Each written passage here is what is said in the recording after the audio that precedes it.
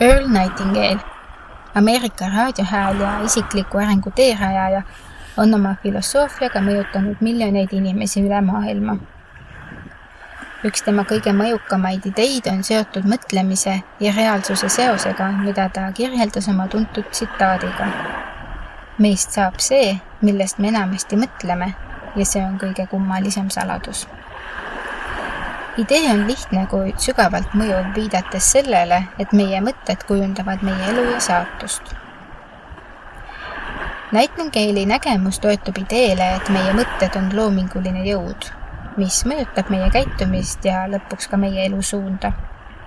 Kui inimene keskendub pidevalt negatiivsetele mõtetele nagu hirm, kahtlus ja enesekriitika, siis hakkavad need mõtted avalduma tema tegevustes ja valikutes.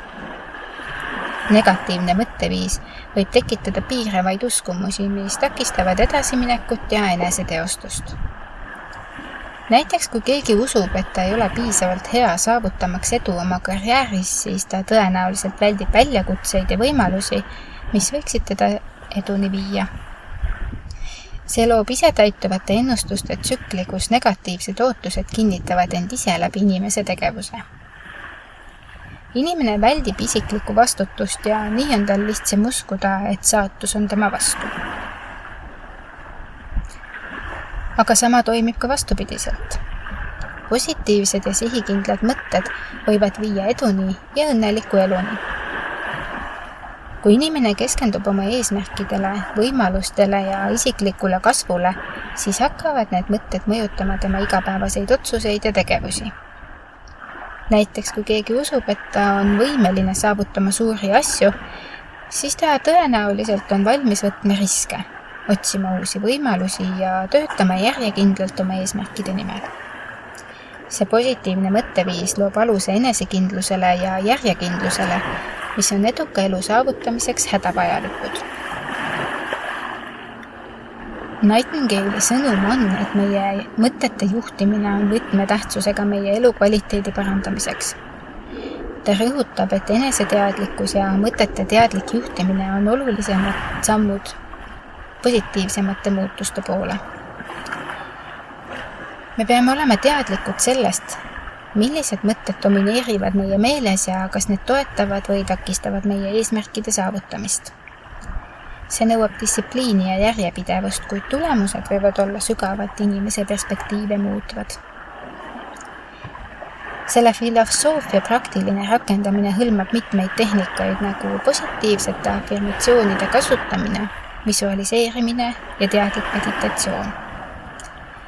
Positiivsed afirmatsioonid on lühikesed positiivsed laused, mida korratakse regulaarselt, et mõjutada alateadvust ja tugevdada enesekindlust ning positiivset mõtteviisi.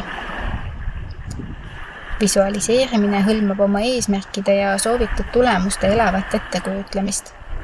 See omakorda aitab motiveerida ja suunata tegevusi eesmärkide saavutamise suunas.